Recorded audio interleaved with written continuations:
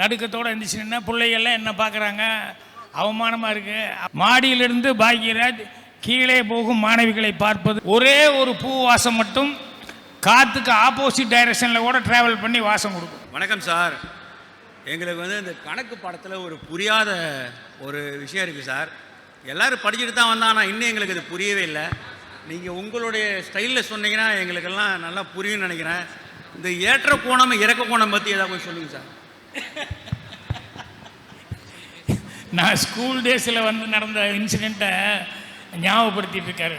நான் தான் சொன்னேன், வாத்தியாருங்க அப்படின்னு சொல்லிட்டு எனக்கு படிப்பு சொல்லி கொடுத்த வாத்தியாருங்க அவங்க தான் மெயின் காரணம். நான் சினிமாவில் ஸ்க்ரீன் ப்ளே பண்ணுறேன் அப்படின்னு சொன்னோம்னா, அந்த ஏற்ற கோணம் இறக்கோணம் என்ன அப்படின்னா, கிளாஸில் இந்த மாதிரி கேர்ள்ஸுக்கு ஒரு சைடு பாய்ஸ் ஒரு சைடு உட்காந்துருப்பாங்க. இதில் எனக்கு லாஸ்ட் பெஞ்சு, எப்பவுமே என்ன மாதிரி ஆளுகள்லாம் மாப்பிள்ளை பெஞ்சுங்கிற மாதிரி கடைசியில் தான் உட்காந்துருப்போம். அங்கே இருந்து பார்த்தா, மாடியிலிருந்து பார்த்தா ரோடு பக்கத்தில் கேர்ள்ஸ் ஹை ஸ்கூலு. அந்த லண்டன் மிஷன் ஹை ஸ்கூல் விட்டு கேர்ள்ஸுக்கெல்லாம் கொஞ்சம் ஒரு 5 நிமிஷம் முன்னால் விட்டுருவாங்க. அவங்கெல்லாம் இப்படி போயிட்டு இருப்பாங்க. நான் ஜன்னல் வழியாக பார்த்துட்டு அந்த பிள்ளைகளை பார்த்து சிரிச்சுக்கிட்டு பக்கத்தில் இருக்கிற பையன்கிட்ட இப்படி இடிச்சுக்கிட்டு இப்படி கை காமிச்சிட்டு இருந்தேன். இதை வாத்தியார் பாட்டார், கணக்கு வாத்தியார். அவர் டக்குன்னு பாக்யராஜ் எந்திரி அப்படின்னாரு. போச்சுரா வாத்தியார் பாட்டார், பிள்ளைகளை கீழே நம்ம பார்த்துட்டு இருக்கிறத கவனிச்சிட்டாரு.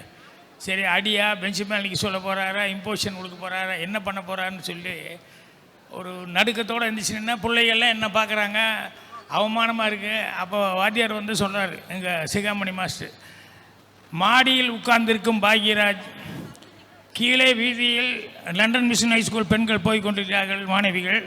மாடியிலிருந்து பாக்யராஜ் கீழே போகும் மாணவிகளை பார்ப்பது இறக்க கோணம்.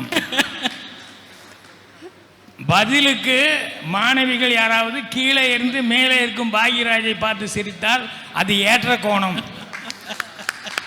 அப்படின்னு சொல்லிட்டு, யாருக்காவது ஏற்ற கோணம் இறக்க கோணத்தில் சந்தேகம் இருக்காப்பா? எவனுக்கு சந்தேகம் வரும்? ஸோ அந்த பாடம் சொல்லி கொடுத்த வாத்தியார் பையன் தப்பு பண்ணா அப்படின்னு அவனை திட்டுறது, அவனை கோச்சிக்கிறதுங்கிறத விட அந்த தப்பை கூட யூஸ் பண்ணி அதில் எப்படி பாடம் நடத்தலாம், அதில் மனசில் எப்படி பதிகிற அளவுக்கு பண்ணலாம் அப்படின்னு சொல்லி எங்கள் வாத்தியார் சொன்னது. இது எப்போவோ நான் சொன்னது. முருகானந்த் அவர் ஞாபகம் வச்சுட்டு கரெக்டாக அதை சொல்லணுங்கிறதுக்காகவே இந்த கேள்வி கேட்டிருக்காரு. பூவாசம் இருக்க, அது காற்று எந்த டைரெக்ஷனில் போகுதோ அந்த டைரெக்ஷனில் தான் பூவாசம் போகும், அந்த டைரெக்ஷன் தான் வீசும். ஒரே ஒரு பூ வாசம் மட்டும் காற்றுக்கு ஆப்போசிட் டைரெக்ஷனில் கூட ட்ராவல் பண்ணி வாசம் கொடுக்கும். அது என்ன பூ அப்படிங்கிறது ஒரு கொஸ்டின். அது ஒன்றும் இல்லை, ஒரு மனிதனுடைய நட்பண்பு. அந்த பண்பு அப்படிங்கிறதுக்கு அது எந்த சைடையும் எந்த டைரெக்ஷனில் வேணால் போகணும். இது எதுக்கு சொல்ல வந்தேன்னா, உங்கள் கருப்பூர் இந்த இன்ஜினியரிங் காலேஜ் இருக்க, ராத்திரி ஏதோ பேசிட்டு இருக்கும்போது எங்கே போகிறீங்கன்னு கேட்டோம். நான் சொன்னேன், இந்த மாதிரி இன்ஜினியரிங் காலேஜ் அது ஃபங்க்ஷன். ஓ, இந்த கருப்பூரில் அந்த இன்ஜினியரிங் ஆமாண்ணா சார், அது பயங்கர ஃபேமஸ் சார், அதில் படித்தோன்னா உடனே வேலை கிடைக்கும் சார், அவ்வளோ பேர் வாங்கியிருக்கு சார்.